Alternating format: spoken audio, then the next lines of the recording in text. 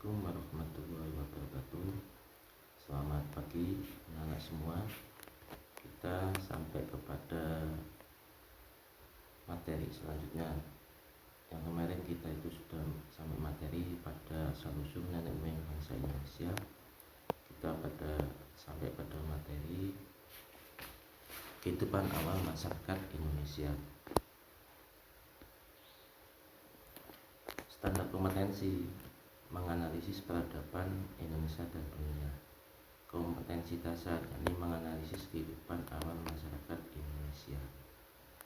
Diharapkan dua hal ini bisa kalian pahami atau kalian dapatkan dalam materi ini. Dan indikatornya yang lebih detail adalah kalian nanti diharapkan dengan mempelajari materi masyarakat awal Indonesia ini bisa menjelaskan pembabakan zaman prasejarah berdasarkan geologi, mendeskripsikan berbagai fosil manusia purba di Indonesia, mengklasifikasikan jenis manusia purba di Indonesia, dan menganalisis ciri-ciri sosial, budaya, ekonomi, dan kepercayaan masyarakat pada masa berburu, food gathering, dan masyarakat pertanian atau food producing. Pembabakan zaman berdasarkan geologi atau susunan batuan di muka bumi. Pertama, zaman Arkeozoikum, kurang lebih 2.500.000 tahun yang lalu sampai 540.000 tahun yang lalu.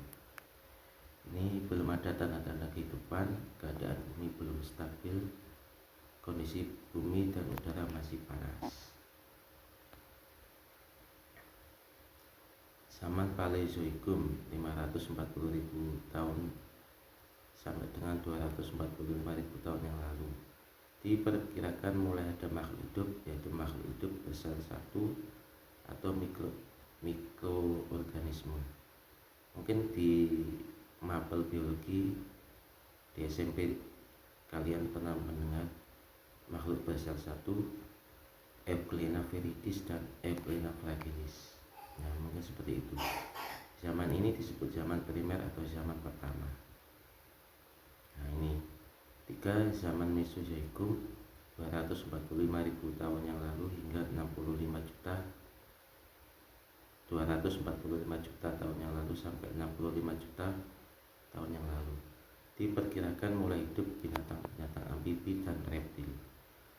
Binatang-binatang berukuran besar seperti dinosaurus, Tyrannosaurus mulai hidup pada masa ini, disebut zaman Jura. Mungkin kalian mengenal Jurassic Park ya, di film-film itu. Ini ilustrasinya dari sini. Zaman ini disebut zaman reptil, zaman sekunder atau zaman kedua, zaman kehidupan kedua maksudnya. Nah, zaman Kenozoikum, 65 juta tahun yang lalu sampai sekarang. Ini dibagi menjadi dua masa, yakni zaman tersier dan kuarter. Pertama, pada masa tersier mulai muncul jenis-jenis binatang baru, mamalia, binatang-binatang berukuran besar pun mulai punah. Pada masa kuarter atau kala Pleistosen mulai ditemukan fosil-fosil manusia.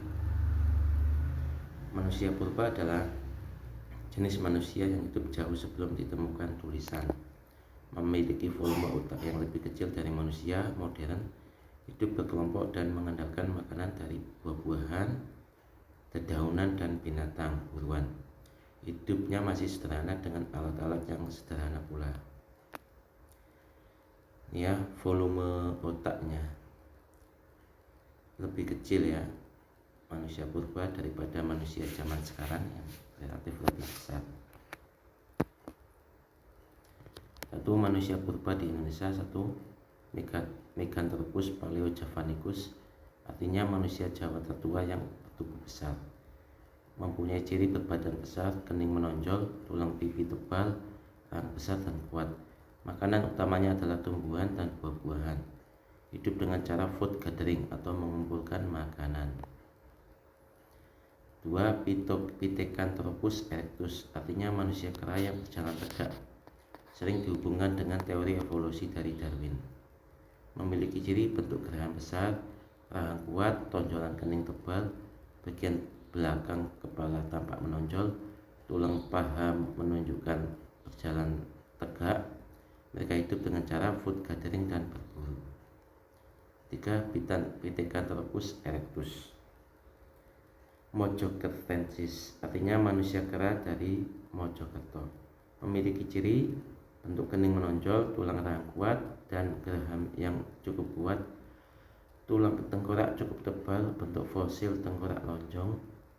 Fosil yang ditemukan hanya berupa fosil anak-anak. Homo solonensis, fosil paling muda yang ditemukan di lembah Sungai Bengawan Solo. Fosil yang ditemukan berupa tulang tengkorak. Dari volume otaknya diketahui bahwa fosil ini sudah bukan lagi manusia kera Pithecanthropus, melainkan manusia jenis Homo.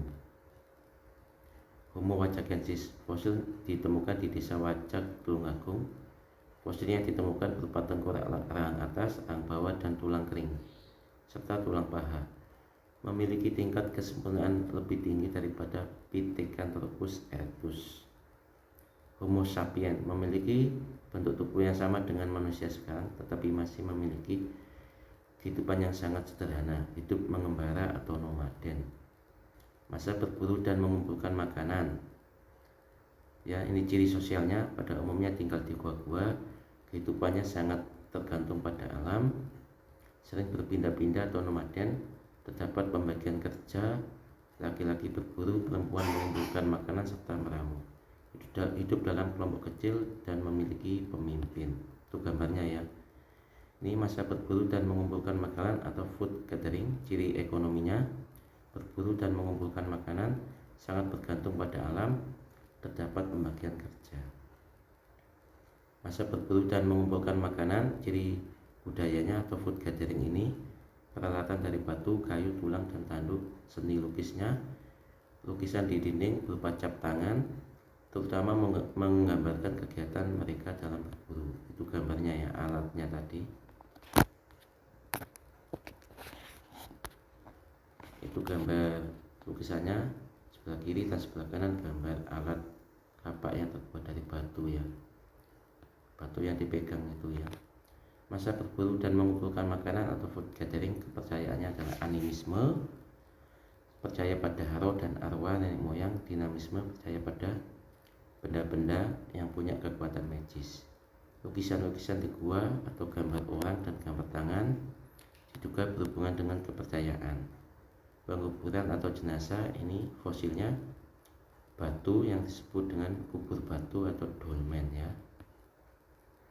Masa bercocok tanam atau food gathering, ciri sosialnya mulai tinggal menetap, jumlah anggota kelompok bertambah banyak, memiliki pemimpin atau kepala yang dipatuhi bersama dengan jujur, terdapat pembagian kerja, mengenal bentuk gotong royong.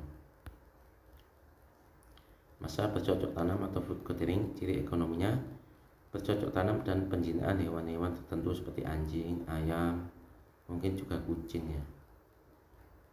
Berburu dan mengumpulkan makanan masih dilakukan, mulai muncul perdagangan dengan cara barter ini.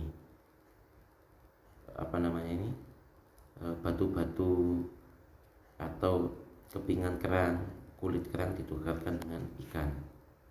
Barter in natura ya, pertukaran sangat alami. Masa bercocok tanam, ciri budayanya, peningkatan kemampuan membuat alat, munculnya tradisi megalitik, yaitu tradisi mendirikan bangunan-bangunan batu yang sangat megah atau besar. Masa bercocok tanam atau food gathering, kepercayaannya animisme, seperti yang tadi, percaya pada arwah dan roh nenek moyang. Dinamisme, percaya pada alat-alat dan tempat-tempat punya kekuatan magis. Penguburan jenazah masih menggunakan dolmen atau kubur batu dari batu. Pembuatan bangunan megalitik yang megah dan besar. Latihan soal. Dari beberapa temuan jenis manusia purba di Indonesia, yang paling mendekati jenis manusia sekarang adalah ini ya, Pithecanthropus erectus, Megathropus paleojavanicus, Homo wajakensis, Homo solonensis, Homo sapiens. Tolong ditulis di buku tulis dan dijawab ya ini soal ini. Soal yang ke 2 ya. Pembabakan sejarah yang benar menurut geologi adalah Paleolitikum, Mesolitikum, Megalitikum, Neolitikum. Nah, zaman batu, zaman besi, zaman perunggu, Arkaikum, Paleozoikum, Mesozoikum, Neozoikum, zaman prasejarah, zaman sejarah, zaman batu, dan zaman logam. Bisa ditulis ya dan dijawab.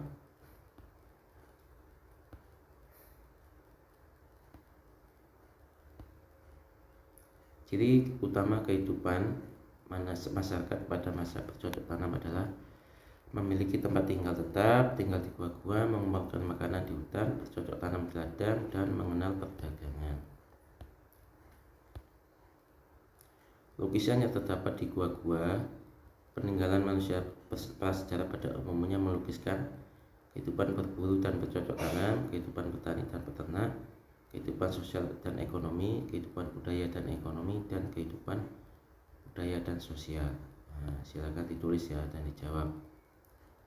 Ini referensi yang saya dapatkan dari pembuatan PPT dan video ini. Badrika Iwayan, Wahyu Sejarah kelas 10, Penerbit Cempaka, Profesor Dr. Mustopo Sejarah kelas 10, Ganesha ya penerbitnya, Erlangga juga. Ini foto saya, ini pusat sumber belajarnya, lisensinya.